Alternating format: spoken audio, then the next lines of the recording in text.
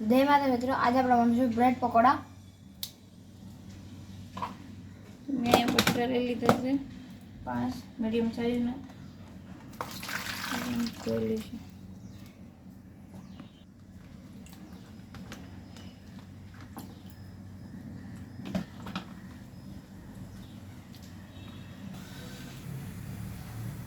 હવે આપણે બટેટાનું બાફી લઈશું પહેલાં.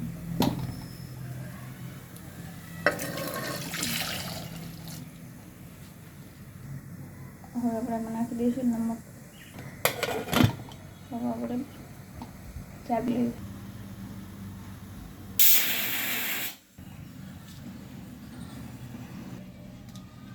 હવે આપણે પકોડાનો મસાલો તૈયાર કરી લઈએ.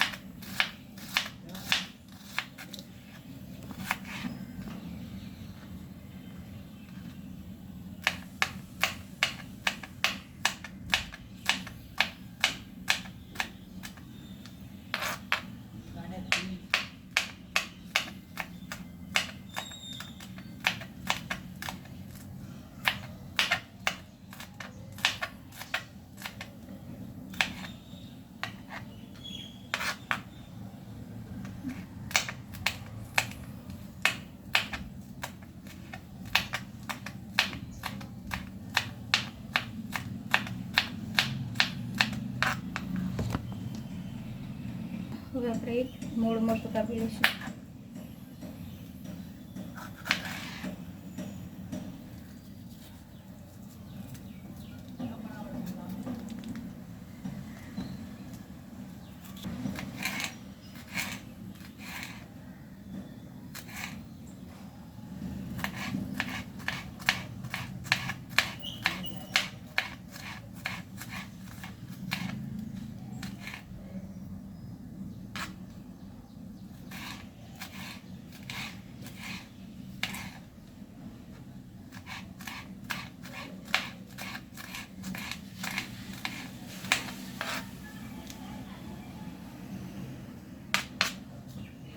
હવે આપણે આદુ લસણ માટે લઈશું.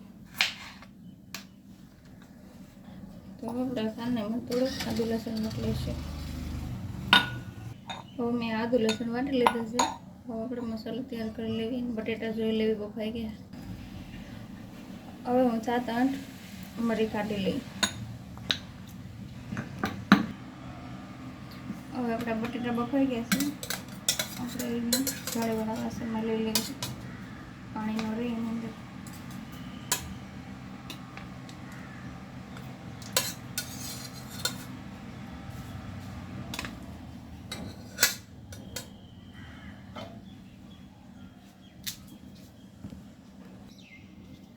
હવે આ બટેટાને ફોલી લઉં.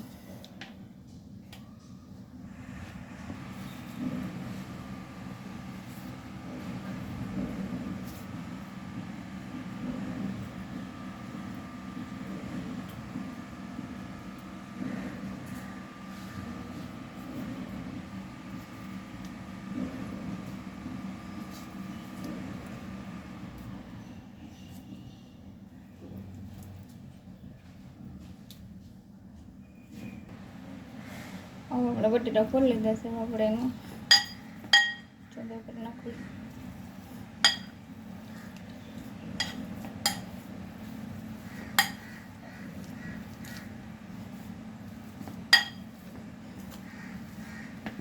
આપણે એમાં બધા મસાલા નાખી દઈએ. હવે આપણા તેલ ગરમ થઈ ગયું છે. આપણે એમાં નાખીશું જીરું. હવે આપણે એમાં નાખીશું કાંદા.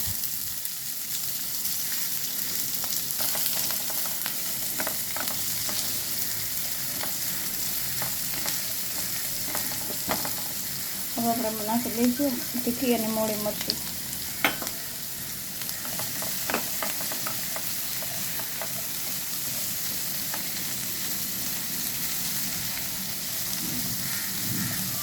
હવે આપણે આમાં નાખી દઈશું મસાલો. અંદર નાખીશું હળદર, ધાણા અને જીરાનો પાવડર. અંદર નાખ્યું નમક અને આપણે ખાંડી હતી મરી તીખી પાવડર. હવે લસણ.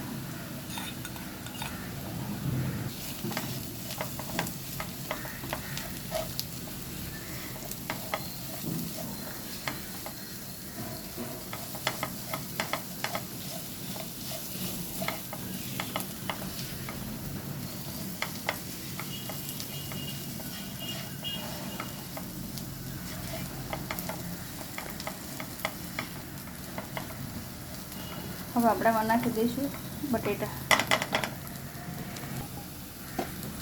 હવે આપણે નાખી દઈશું બટેટાનો માવો બનાવેલો.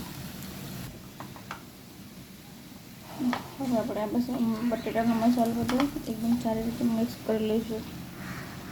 તો બધા મસાલામાં આવી ગયા છે. હવે આપણે આમાં ધાણા નાખવાના જ બાકી છે.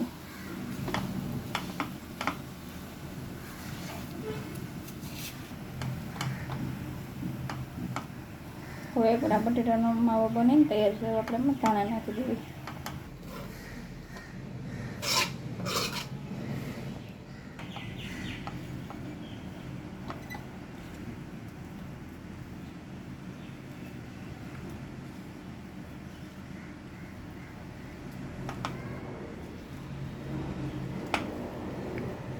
હવે આપણે આને સાઈડમાં રાખી દઈએ અને આપણે ચણાના લોટનું બેટર બનાવી લઈએ પકોડા હતું.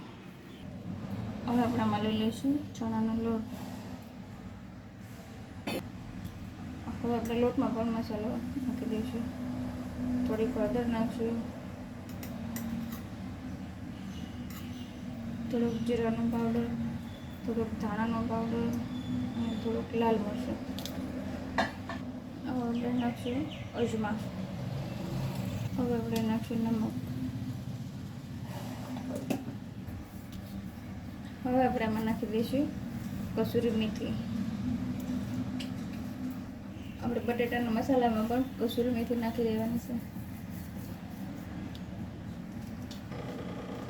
હવે આપણે એમાં થોડું થોડું પાણી નાખીને ઘાટું બેટર બનાવી લઈએ.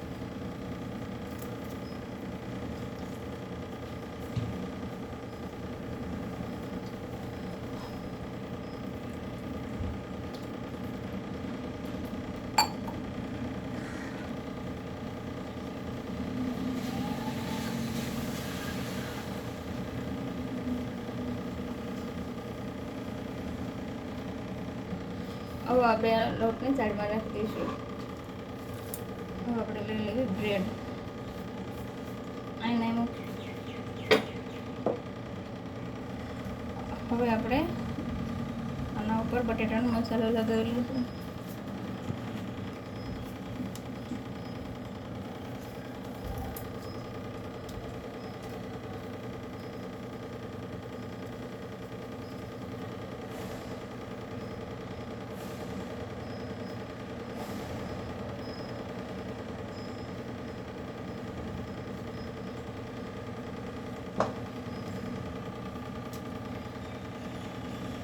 હવે મેં હાથથી મસાલો સારી રીતે કરી નાખ્યો. બ્રેડ ઉપર પાથરી દીધો છે. હવે આપણે મૂકીશું એટલું જ બ્રેડ. હવે આપણે આ કઢાઈમાં તેલ ગરમ કરી લઈએ.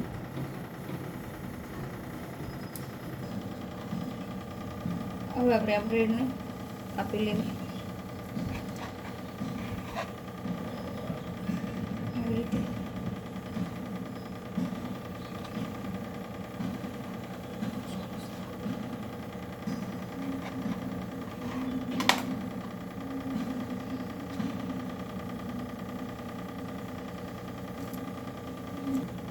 આ બધા પકોડા ડીશમાં લઈ લો. પહેલાં સાઈડમાં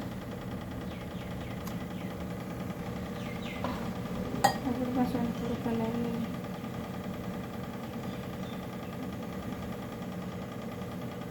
ફ્લેમ બહુ જાડો નથી રાખવાનો, એકદમ પતલો રાખવાનો છે.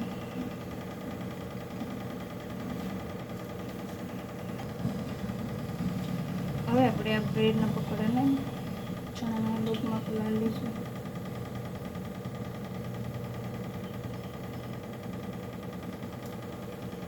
અને ફ્રીજમાં મૂકી દઈશું.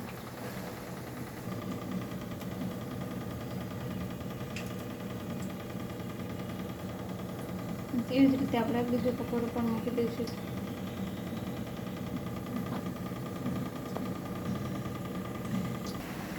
હવે આપણા પકોડા બની તૈયાર છે અને બહાર કાઢી લઉં. તો હવે આપણે આ બ્રેડ પકોડા બની તૈયાર છે.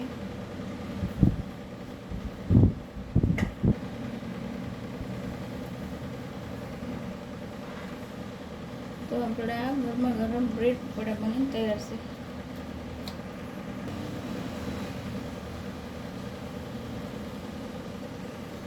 મારી રેસીપી તૈયાર છે. તમે અમારી વિડીયો લાઈક, શેર અને સબસ્ક્રાઈબ જરૂર કરજો. ધન્યવાદ. જય માતાજી.